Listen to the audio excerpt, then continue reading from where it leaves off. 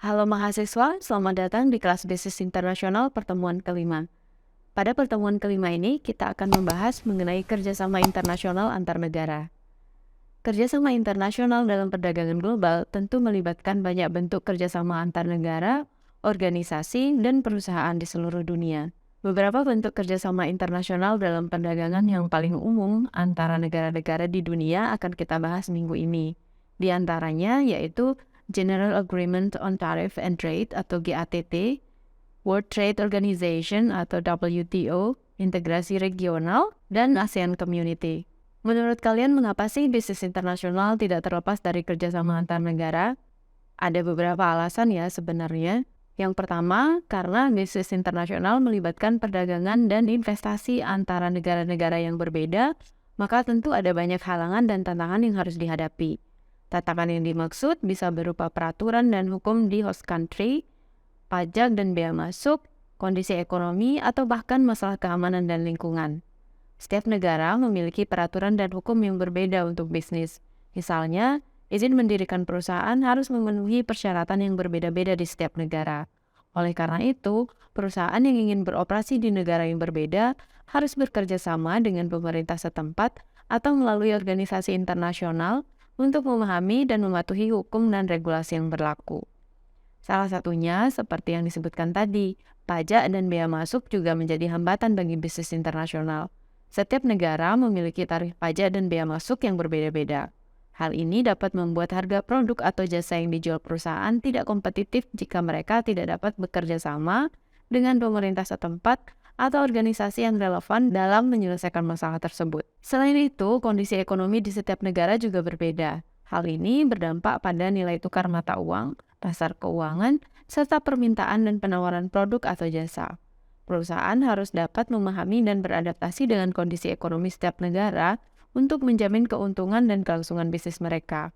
Namun bisnis internasional tidak hanya berkaitan dengan kepentingan ekonomi. Ada juga masalah keamanan dan lingkungan yang dapat mempengaruhi bisnis. Perusahaan harus mematuhi standar keamanan dan lingkungan yang berlaku di negara tertentu, dan dalam hal ini, mereka perlu bekerja sama dengan negara lain.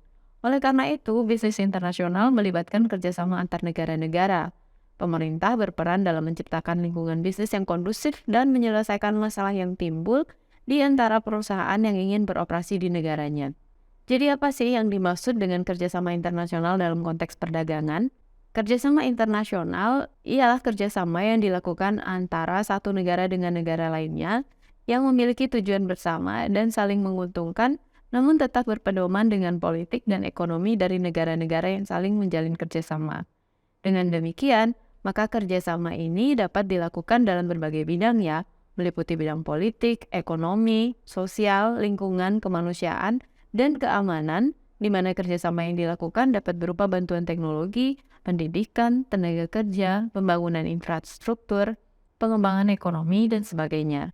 Bentuk kerjasama internasional antara lain yaitu kerjasama bilateral, regional, dan multilateral. Kerjasama bilateral yaitu kerjasama yang dilakukan antara dua negara untuk memperkuat diplomatik, memperkuat kerjasama ekonomi, meningkatkan keamanan, serta mempererat hubungan antar negara.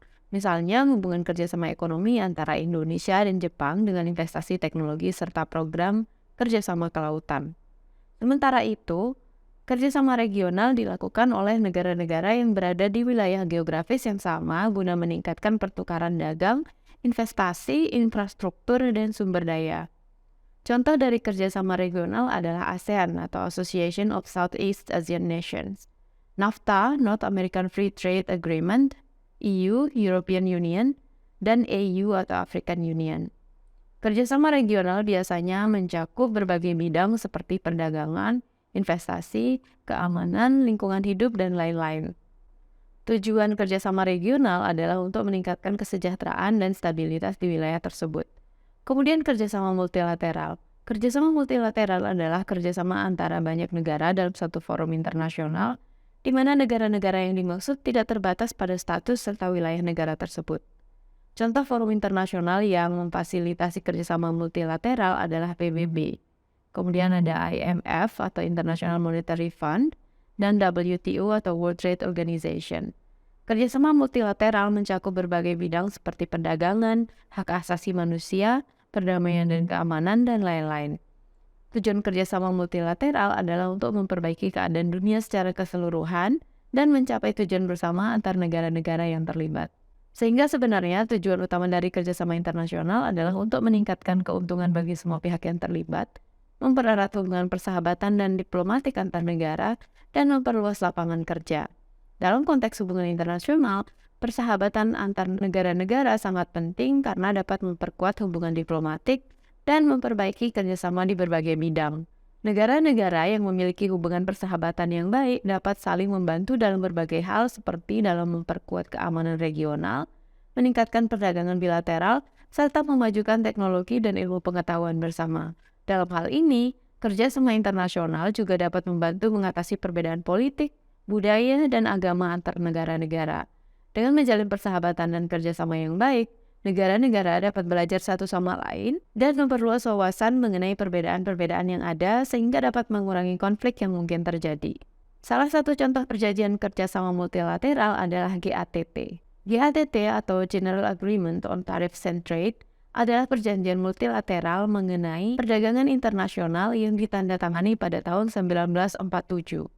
Tujuan utama GATT adalah untuk mengurangi hambatan perdagangan antar negara-negara anggotanya dengan menurunkan tarif dan menghilangkan diskriminasi dalam perdagangan internasional. GATT merupakan kerjasama perdagangan internasional pertama yang bersifat multilateral dan berhasil menciptakan sistem perdagangan internasional yang lebih bebas. Hasil perundingan pertama GATT menghasilkan kesepakatan antar 23 negara anggota untuk mengurangi tarif impor secara signifikan. Kesepakatan ini dianggap berhasil karena GATT berhasil menurunkan rata-rata tarif impor di seluruh negara anggota hingga 22% dan mempengaruhi perdagangan senilai 10 juta dolar atau 1/5 total perdagangan dunia pada saat itu. Selain itu, kesepakatan ini juga berhasil mengurangi diskriminasi tarif antar negara-negara anggota sehingga produk-produk dari satu negara mendapatkan perlakuan yang sama di pasar negara lain. Karena penundaan realisasi Draft Charter ITO atau di International Trade Organization, maka GATT memutuskan untuk memasukkan sejumlah aturan perdagangan dari Draft Charter ITO ke dalam perjanjian GATT. Antara lain, aturan non-diskriminasi yang telah disebutkan sebelumnya, kemudian aturan tentang tarif dan hambatan perdagangan, aturan tentang dumping, dan aturan tentang subsidi. Adopsi beberapa aturan perdagangan dari Draft ITO Charter ke dalam perjanjian GATT telah membantu membentuk dasar hukum bagi sistem perdagangan internasional yang lebih bebas dan adil. Hal ini telah membantu mendorong pertumbuhan perdagangan internasional dan mengurangi hambatan perdagangan antar negara-negara anggota. GATT terus mengalami perkembangan selama hampir 5 dekade hingga akhirnya digantikan oleh Organisasi Perdagangan Dunia atau WTO pada tahun 1995. Namun, banyak prinsip dan aturan GATT masih berlaku dalam sistem perdagangan internasional hingga saat ini. WTO juga terus melanjutkan misi GATT dalam mempromosikan perdagangan internasional yang lebih bebas dan adil. Tujuan GATT seperti telah dijelaskan sebelumnya yaitu untuk mempromosikan lingkungan perdagangan internasional yang bebas, non-diskriminatif, dan kompetitif yang menguntungkan produsen. Tarif perdagangan bahkan pernah berhasil diturunkan hingga rata-rata ke 3% oleh GATT atau penerusnya yaitu WTO pada tahun 2005. GATT yang didasarkan pada prinsip-prinsip perdagangan internasional seperti prinsip non-diskriminasi diwujudkan dalam dua prinsip utama yaitu Most Favored Nation atau MFN dan National Treatment. Prinsip MFN menyatakan bahwa setiap negara anggota harus memberikan perlakuan yang sama terhadap semua anggota lain dalam hal tarif dan hambatan perdagangan lainnya, atau bisa dikatakan semua negara adalah negara favorit. Prinsip National Treatment menyatakan bahwa negara tidak boleh memberikan perlakuan diskriminatif terhadap produk-produk impor dari negara lain dibandingkan dengan produk-produk domestik. Sebagai bagian dari peraturan GATT dan WTO, setiap negara juga boleh memberikan status MFN ini ke siapa saja yang mereka kehendaki. Sebagai contoh, Amerika memberikan status tersebut ke hampir semua negara, kecuali negara-negara yang dianggap berbahaya seperti Korea Utara. Tapi di Amerika sendiri, status MFN ini telah berubah menjadi Normal Trade Relation atau NTR saat ini. Selain itu, GATT juga memuat aturan mengenai negosiasi dan penyelesaian sengketa perdagangan internasional antar negara-negara anggotanya. Negosiasi dilakukan melalui putaran konferensi perdagangan yang diadakan secara berkala dengan tujuan untuk membahas isu-isu perdagangan internasional yang penting. Sementara itu, penyelesaian sengketa dilakukan melalui prosedur konsultasi antar negara-negara anggota dan dapat melibatkan panel penyelesaian sengketa jika negosiasi tidak berhasil. Namun demikian, terdapat pengecualian dalam prinsip GATT yang ditujukan, yaitu dalam sistem Generalized System of Preference atau GSP, EU dan NAFTA. GSP adalah sistem yang memungkinkan negara-negara industri maju untuk memberikan preferensi tarif yang lebih rendah atau bahkan bebas tarif kepada negara-negara berkembang yang mengimpor barang dari mereka. GSP bertujuan untuk membantu negara-negara berkembang meningkatkan ekspor mereka dan memperkuat perekonomian mereka melalui akses yang lebih mudah ke pasar internasional. Dalam GSP, negara-negara industri maju juga dapat memberikan preferensi tarif yang lebih rendah atau bebas tarif pada sejumlah barang impor dari negara-negara berkembang yang memenuhi syarat.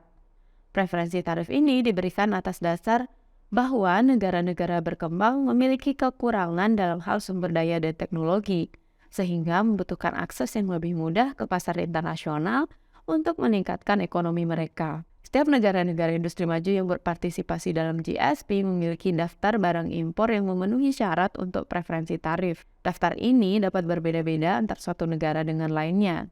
Di sisi lain, negara-negara berkembang yang ingin memanfaatkan GSP harus memenuhi syarat tertentu seperti memperlihatkan keseriusan dalam melakukan reformasi ekonomi dan mematuhi standar internasional dalam hal hak asasi manusia dan lingkungan hidup. Pengecualian kedua adalah untuk perjanjian perdagangan komprehensif yang mempromosikan ekonomi integrasi seperti EU dan NAFTA. Dalam konteks ini, GATT mengakui bahwa perjanjian perdagangan komprehensif seperti EU dan NAFTA memiliki tujuan yang berbeda dari kerangka kerja perdagangan multilateral yang diatur oleh GATT. Dalam hal ini, GATT memberikan pengecualian dari beberapa aturan dan prinsip yang diatur dalam kerangka kerja multilateral GATT. Misalnya, EU dan NAFTA dapat memberikan preferensi tarif yang lebih rendah atau bahkan bebas tarif bagi produk yang diperdagangkan di antara negara-negara anggota mereka tanpa melanggar aturan GATT yang melarang diskriminasi tarif di antara negara-negara anggota. Pengecualian ini memberikan ruang bagi perjanjian perdagangan EU dan NAFTA untuk melaksanakan perdagangan bebas di antara negara-negara anggota mereka tanpa terikat oleh beberapa aturan GATT, sambil tetap mematuhi prinsip-prinsip dasar perdagangan internasional yang diatur oleh GATT seperti perlakuan nasional, diskriminasi tarif, dan transparansi dalam aturan dan kebijakan perdagangan mereka. Selanjutnya kita bahas lebih rinci mengenai WTO. WTO adalah organisasi internasional yang dibentuk pada tahun 1995 untuk mengatur perdagangan internasional antar negara-negara anggotanya. WTO menggantikan GATT. WTO bertujuan untuk meningkatkan pertumbuhan ekonomi global, mengurangi kemiskinan, dan menciptakan lapangan kerja dengan memfasilitasi perdagangan internasional yang adil, seimbang, dan terbuka. Artinya, WTO ini didasarkan pada prinsip-prinsip non-diskriminasi, transparansi, dan prinsip perlindungan hak kekayaan intelektual. Salah satu peran utama WTO adalah mengawasi perjanjian perdagangan internasional antar negara-negara anggota. Perjanjian ini mengurangi hambatan perdagangan yang tersisa melalui negosiasi multilateral yang mencakup masalah-masalah seperti tarif, hambatan non-tarif, kebijakan perdagangan dalam negeri, kekayaan intelektual, dan sengketa perdagangan. Penyelesaian sengketa ini dipastikan mengikuti prosedur penyelesaian yang tidak memihak dan adil bagi setiap anggota yang bersengketa. Meskipun WTO memainkan peran penting dalam mengatur perdagangan internasional, organisasi ini juga menghadapi kritik dan tantangan. Beberapa kritikus mengatakan bahwa WTO lebih melayani kepentingan negara-negara maju daripada negara berkembang. Sementara yang lain menganggap bahwa WTO tidak dapat menangani masalah perdagangan yang kompleks dan saling terkait dengan cara yang efektif. Melalui gambar di layar ini, kita bisa melihat beberapa prinsip perdagangan yang diatur oleh WTO, yaitu yang pertama, without discrimination. Tidak mendiskriminasikan salah satu partnernya. Semua partner atau negara yang bekerja sama dengannya adalah negara dengan status most favored nation. Selain itu, negara-negara tidak boleh mendiskriminasi produk asing di negaranya. Kemudian yang kedua, freer. Artinya bahwa perdagangan dunia harus menjadi lebih bebas. Negara-negara anggota harus mengurangi hambatan perdagangan seperti tarif, kuota, dan aturan impor lainnya. Prinsip ini bertujuan untuk meningkatkan perdagangan global dan mengurangi hambatan yang menghambat pertumbuhan ekonomi global. Yang ketiga, predictable. Prinsip ini berarti bahwa perdagangan harus dapat diprediksi dan stabil. Negara anggota tidak boleh sewenang-wenang meningkatkan tarif dan hambatannya, sehingga negara-negara anggota lain dapat merencanakan perdagangan mereka dengan lebih baik dan memungkinkan bisnis untuk mengambil resiko investasi yang lebih rendah dan mengurangi ketidakpastian dalam perdagangan. Kemudian more competitive. Prinsip ini bertujuan untuk mendorong persaingan yang sehat di antara negara-negara anggota. Tidak boleh melakukan praktik dumping dan subsidi ekspor. Persaingan yang lebih sehat dan adil ini diharapkan akan memacu inovasi dan meningkatkan kualitas produk dan layanan, sehingga konsumen dapat memperoleh produk dan layanan yang lebih baik dengan harga yang lebih rendah. Yang terakhir, beneficial for less developed country. Prinsip ini bertujuan untuk membantu negara-negara berkembang dan kurang berkembang dalam memperoleh manfaat dari perdagangan global. WTO berupaya membantu negara-negara anggota yang kurang berkembang dengan memberikan keringanan perdagangan dan bantuan teknis dalam meningkatkan kemampuan perdagangan mereka. Beberapa kesepakatan perdagangan multilateral yang mencakup berbagai sektor-sektor tertentu dalam WTO adalah General Agreement on Trade and Service atau GATS. Kesepakatan ini mengatur perdagangan jasa internasional seperti jasa keuangan, telekomunikasi, dan transportasi. GATS mencakup prinsip non-diskriminasi dan transparansi dalam perdagangan jasa internasional. Kemudian Agreement on Trade-Related Aspects of Intellectual Property Rights atau TRIPS. Kesepakatan ini mengatur hak kekayaan intelektual seperti paten, merek dagang, dan hak cipta. TRIPS bertujuan untuk memastikan perlindungan hak kekayaan intelektual yang seimbang dan mendorong inovasi. Kemudian yang ketiga, Agreement on Trade-Related Investment Measures atau TRIMS. Kesepakatan ini mengatur tentang penghapusan pembatasan investasi asing yang tidak wajar seperti persyaratan lokal untuk memproduksi produk dalam negeri. TRIMS bertujuan untuk memfasilitasi investasi asing yang adil dan merata antar negara. Selanjutnya, keuangan dan utang. WTO sebenarnya tidak memiliki perjanjian yang secara khusus mengatur tentang masalah keuangan dan utang. Namun GATS memiliki kaitan dengan masalah keuangan dan utang di mana perjanjian ini mendorong transparansi dan pengaturan yang konsisten untuk jasa keuangan serta melarang diskriminasi terhadap penyedia jasa keuangan asing.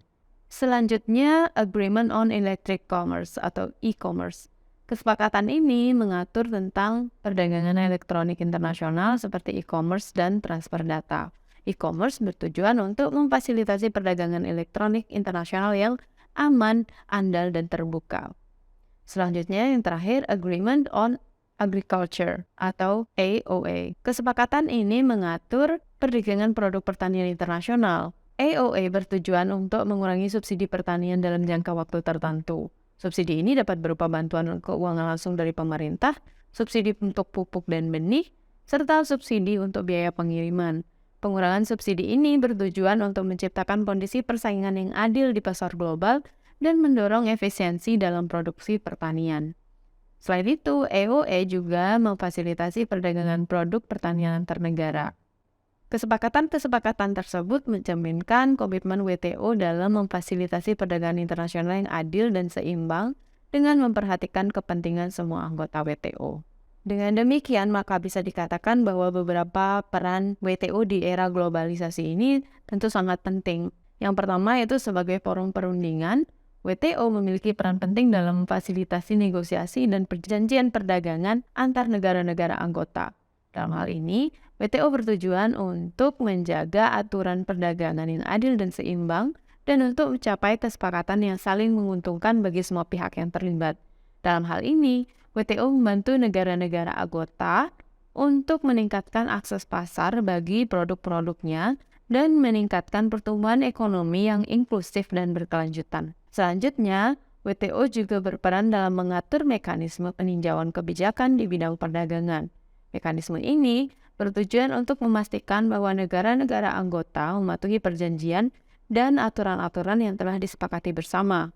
Mekanisme ini juga memberikan transparansi kebijakan perdagangan negara anggota dan memungkinkan negara-negara anggota untuk memberikan informasi mengenai kebijakan perdagangan mereka dan melakukan konsultasi dengan negara lainnya.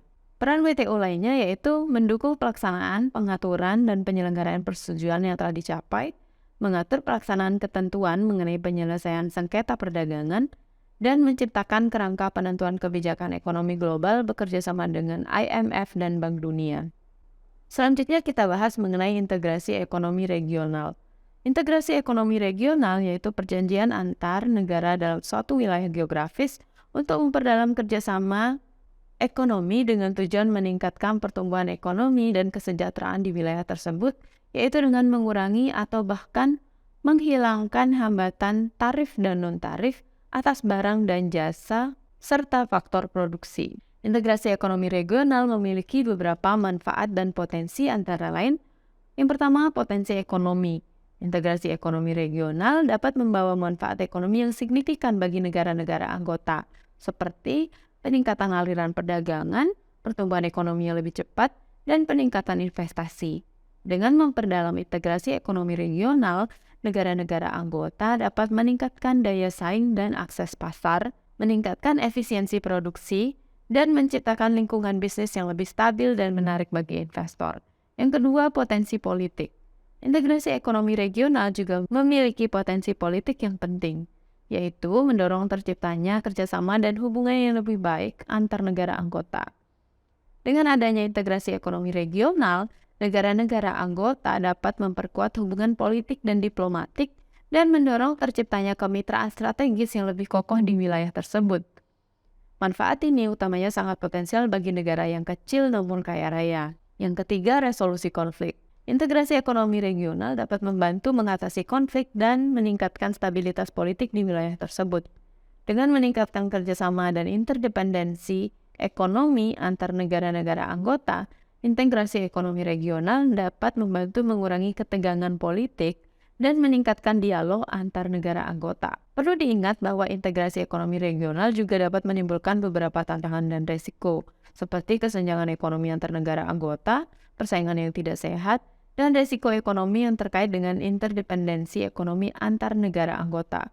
Oleh karena itu, integrasi ekonomi regional harus dikelola dengan hati-hati dan diimbangi dengan upaya-upaya yang tepat untuk mengatasi tantangan dan resiko yang terkait. Bentuk-bentuk integrasi ekonomi dapat dilihat dari gambar ini, mulai dari yang paling sederhana di paling bawah sampai yang paling kompleks dan kuat di paling atas. Yang paling bawah, Free Trade Area, FTA. Free Trade Area adalah bentuk integrasi ekonomi yang paling sederhana dan terbuka. Dalam FTA, negara-negara anggota sepakat untuk menghapuskan hambatan perdagangan seperti tarif dan kuota impor antar negara anggota.